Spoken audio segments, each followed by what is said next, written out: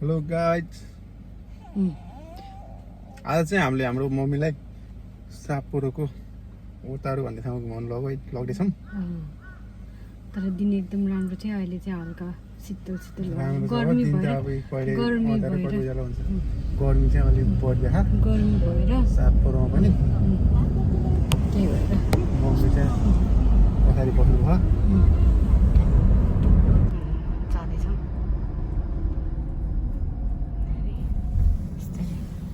Mummy चाहिँ पछाडि बसेको अवस्था।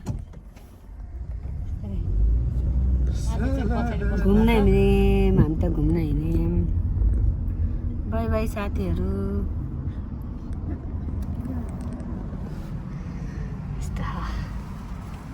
मान्छे नभए पनि हामीलाई सजिलो एकदम कोरोना लाग्दैन। यो मान्छे को हो? मम्मी यो मान्छे को हो? मेरो यो मान्छे को हो चाहिँ मैले चिनिनँ के। यो मान्छे परिचय जाऊ। हजुरको चाहिँ कोही बुढी हो? कि जस्तो लाग्छ है। बुढी हो। मेरो बुढी हो?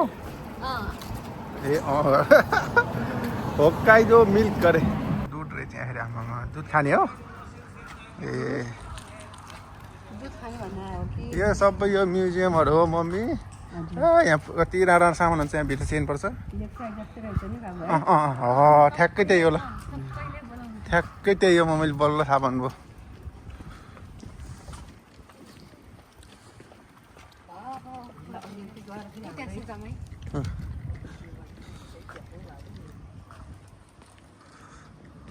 एउटा म्युजियम भित्र लगेर मम्मीलाई देखाउन पायो हुन्थ्यो। यहाँ सापरोको एकदम पुरानो ठाउँ ओटारू भन्ने ठाउँ हो। यहाँ चाहिँ अहिले साँझ परेर मान्छे छैन, टुरिस्ट एरिया सबै बन्द भइसकेको छ। हामी त फेरि जापानिज त पेरा पेरा बोल्छ, यिनीहरूलाई थाहा छैन बिचरा।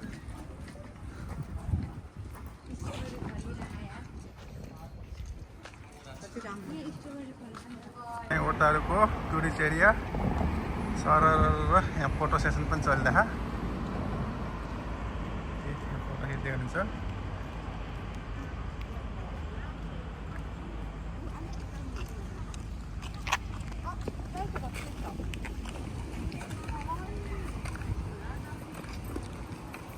यहाँ पनि राम्रो बनाएको छ।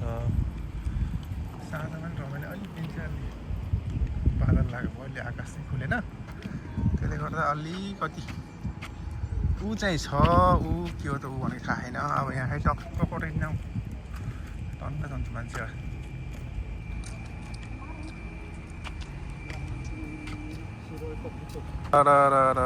खिचिदिनु पर्यो सर। तिम्रो पनि खिचिदिन्छ है।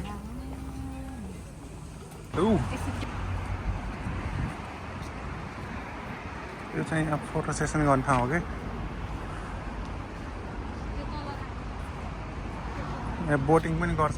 बोटिङ पर बोट पनि रहेछ, तर अब त साँझ परिसक्यो गर्दैन होला।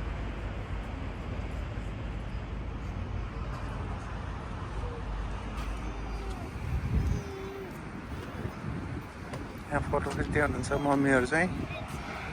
बोट आउँदैछ यहाँ अगाडि अगाडि।